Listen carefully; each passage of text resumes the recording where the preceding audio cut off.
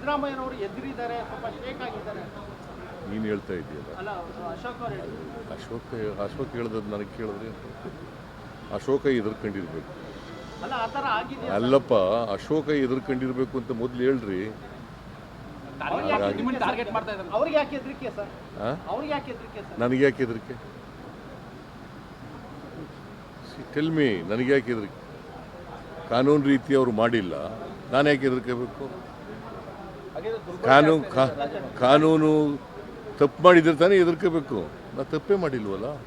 Sir, judicial custody ಕೊಟ್ಟಿದ್ದೀರಾ? ಇಲ್ಲ report ಬರ್ದೇನೆ ತಾಳಪ್ಪ. ಪ್ರಾಸಿಕ್ಯೂಷನ್ಗೆ ಅನುಮತಿ ಕೊಟ್ಟಂತ ಸಂದರ್ಭದಲ್ಲಿ ಬೆಳವಣಿಗೆಗಳು ಏನಾಗ್ತಿದೆ?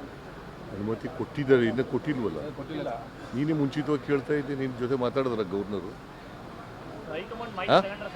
ನಿನ್ನ ಜೊತೆ ಮಾತಾಡಿದ್ರಿ ಏನಪ್ಪ ಗವರ್ನರು? ಮತ್ತೆ ಯಾಕೆ ನೀನು ಕೇಳ್ತಾ ಇದೆಯಾ ಹಂಗೆ?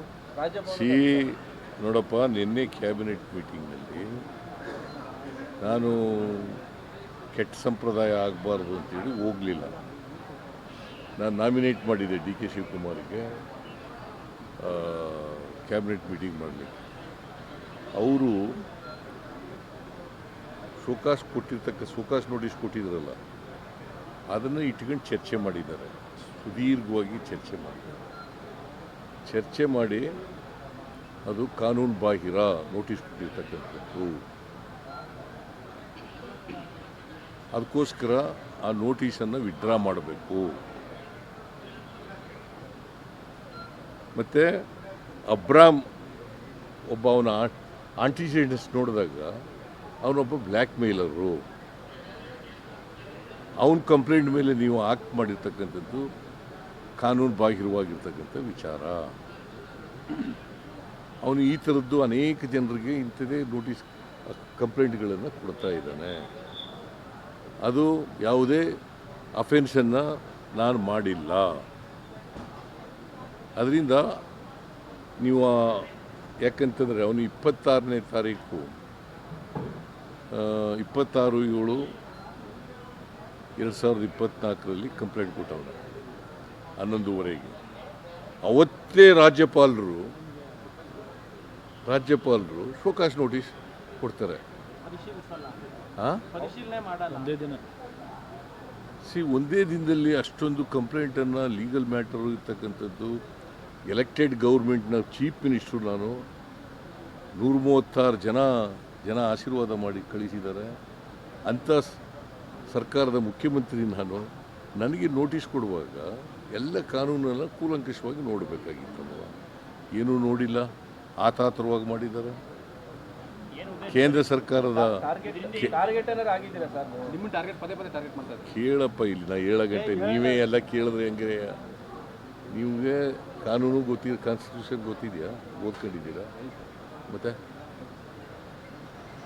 ಈಗ ಕೂಲಂಕುಷ ನೋಡಬೇಕಲ್ವ. ಅವತ್ತೇ ಕೊಡ್ತಾರೆ. ಆಮೇಲೆ 10 ಗಂಟೆಗೆ ನಮ್ಮ ಅತೀಕಿಗೆ ಫೋನ್ ಮಾಡಿ, ಅವ್ರು ಯಾರೋ ಪ್ರಭುಶಂಕರ್ ಅಂತ ಅವರ special officer, show cause notice ready ಇದೆ ತಗೋಬೇಕು ಅಂತ ಹೇಳ್ತಾರೆ. ಈಗ ರಾತ್ರಿ ಆಗಿಬಿಟ್ಟದೆ, ಈಗಾಗಲ್ಲ ಅಂತ ಹೇಳ್ತಾರೆ. ಆಮೇಲೆ ನಾಳೆ 2 ಗಂಟೆಗೆ ಕೊಡ್ತಾರೆ ಶೋಕಾಸ್ ನೋಟಿಸ್. ಅಷ್ಟೊಂದು ಆತುರವಾಗಿ ಕೊಟ್ಟಿದ್ದಾರಲ್ಲ. ಅದೇ ಜೊಲ್ಲೆ ಮೇಲೆ ಕಂಪ್ಲೇಂಟ್ ಇದೆ. ಜೊಲ್ಲೆ ಮುರುಗೇಶ್ ನಿರಾಣಿ ಮೇಲೆ ಕಂಪ್ಲೇಂಟ್ ಇದೆ. ಜನಾರ್ದನ್ ರೆಡ್ಡಿ ಮೇಲೆ ಕಂಪ್ಲೇಂಟ್ ಇದೆ. ಅವ್ರ ಮೇಲೆ ಏನೂ ಮಾಡಲ್ಲ. ವರ್ಷಗಟ್ಟಲೆ ಇದೆ. ಅವ್ರ ಮೇಲೆ ಯಾಕೆ ಮಾಡಲಿಲ್ಲ?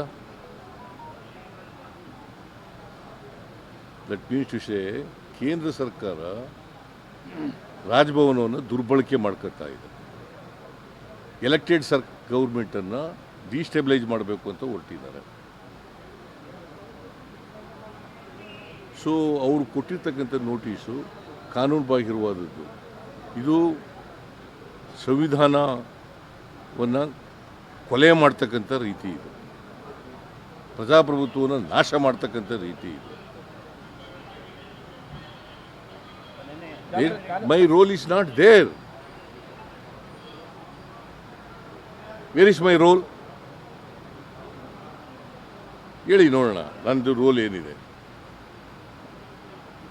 ಏನೂ ಇಲ್ಲದೇ ಅನಗತ್ಯವಾಗಿ ಇದು ಮಾಡ್ತಾ ಇದ್ದಾರೆ. ಸೊ ಅದರಿಂದ ಅದಕ್ಕೆ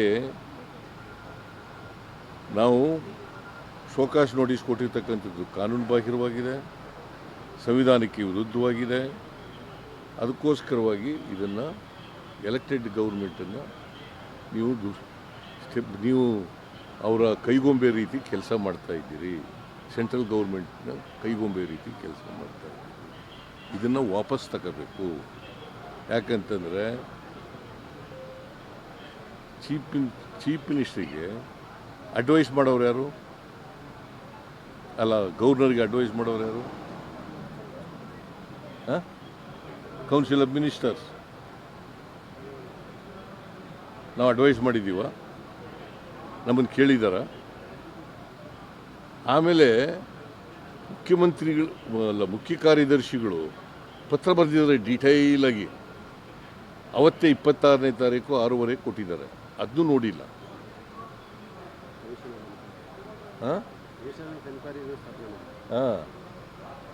ಆಮೇಲೆ ನಾವು ಜುಡಿಷಿಯಲ್ ಕಮಿಷನ್ ಮಾಡಿದ್ದೀವಿ 14ನೇ ತಾರೀಕೆ. ಅದು ಜುಡಿಷಿಯಲ್ ಕಮಿಷನ್ ಮಾಡಿದ್ಮೇಲೆ ಯಾಕೆ ಮಾಡಿರೋದು ಜುಡಿಷಿಯಲ್ ಕಮಿಷನ್ನ? ಅದು ವರದಿ ಬರಬೇಕಲ್ಲ. ಏನಾದ್ರು ಕಾನೂನು ರೀತಿ ತಪ್ಪುಗಳಾಗಿದ್ದರೆ ಅದನ್ನು ಎಂಕ್ವೈರಿ ಮಾಡಿ ಕೊಡಿ ರಿಪೋರ್ಟನ್ನು ಅಂತ ಹೇಳಿದ್ದೀವಿ. ಅದನ್ನು ಕನ್ಸಿಡರ್ ಮಾಡಿಲ್ಲ. ಸೊ ಇವರು ರಾಜ್ಯಪಾಲರು ಸಂಪೂರ್ಣವಾಗಿ ಕೇಂದ್ರ ಸರ್ಕಾರದ ಕೈಗೊಂಬೆ ರೀತಿಯಲ್ಲಿ ಕೆಲಸ ಮಾಡಿದ್ದಾರೆ. BJP JDSನವರ ಕೈಗೊಂಬೆಯಾಗಿ ಕೆಲಸ ಮಾಡಿದ್ದಾರೆ ಅಂತ. ಬೆಳವಣಿಗೆಗಳ ಬಗ್ಗೆ ಹೈಕಮಾಂಡ್ ಏನು ಹೇಳಿದೆ ಸರ್? ಯಾವುದು? ಡೆಲ್ಲಿಗೆ ಹೋಗಿದ್ರಲ್ಲ ಸರ್, ಏನು ಈ ಬೆಳವಣಿಗೆ ಬಗ್ಗೆ ಎಲ್ಲ ಎಕ್ಸ್ಪ್ಲೈನ್ ಮಾಡಿದ್ದೀನಿ ಅವ್ರಿಗೆ ವಸ್ತುಸ್ಥಿತಿ ಪರಿಸ್ಥಿತಿ ಅರ್ಥ ಆಗಿದೆ. ಯಾಕೆಂತಂದ್ರೆ ರಾಮನಗರದಲ್ಲಿ ನಿಮ್ದು ಸಮಾವೇಶ ಇದೆ, ಇವತ್ತು ಬಿಡದಿನಲ್ಲಿದೆ. ಅವರು ಒಂದ್ ಕಡೆ ಮೂಡ ಪಾದಯಾತ್ರೆ ಮಾಡ್ತಿದ್ದಾರೆ. ಮಾಡಲಿ. ಕುಮಾರಸ್ವಾಮಿ ಅವರು ಆರಂಭದಲ್ಲಿ ಒಪ್ಪಿಗೆ ಇಲ್ಲ ಅಂದಿದ್ರು, ಈಗ ಒಪ್ಪಿಗೆ ಕೊಡ್ತೀವಿ ಅಂತ ಹೇಳಿದ್ದಾರೆ. ರೀಜನ್ ಆಗಿದ್ದಾರೆ ಅವರು ಕೇಂದ್ರದ ಮಂತ್ರಿ. ಯಾರು ಅವರು? ಕೇಂದ್ರದ ಮಂತ್ರಿ, JDSನ ನಾಯಕ. ಏನೂ ಇಲ್ಲ ಈ ಕೇಸ್ನಲ್ಲಿ ಅಂತ ಒಂದ್ಸಾರಿ ಪಾದಯಾತ್ರೆ ಬೇಡ ಅಂತ ಹೇಳ್ತಾರೆ. ಮಳೆ ಜಾಸ್ತಿ ಆಗಿದೆ, ಜಲಾಶಯಗಳೆಲ್ಲ ತುಂಬಿಕೊಂಡಿದ್ದಾವೆ, ಪ್ರವಾಹ ಬಂದಿದೆ. ಅದ್ರ ಕಡೆಗೆ ನಾವು ಗಮನ ಕೊಡಬೇಕು. ಈಗ ಹೊರಟೋಯ್ತಾ ಅದು? ಮಂತ್ರಿ ಪದವಿಗೆ ಡ್ಯಾಮೇಜ್ ಆಗುತ್ತೆ ಅಂತ ಕೇಂದ್ರ ಸರ್ಕಾರದಲ್ಲಿ ಮಂತ್ರಿ ಆಗಿದ್ದಾರೆ, ಅವ್ರ ಮಾತನ್ನ ಕೇಳ್ತಾ ಇದ್ದಾರೆ ಅಂತ. ಅವ್ರ ಮಾತನ್ನೇ ಕೇಳ್ತಾ ಇದ್ದಾರೆ ಅಂದರೆ ಇವರು ಸ್ವಇಚ್ಛೆಯಿಂದ ಮಾಡ್ತಾ ಇಲ್ಲಲ್ಲ.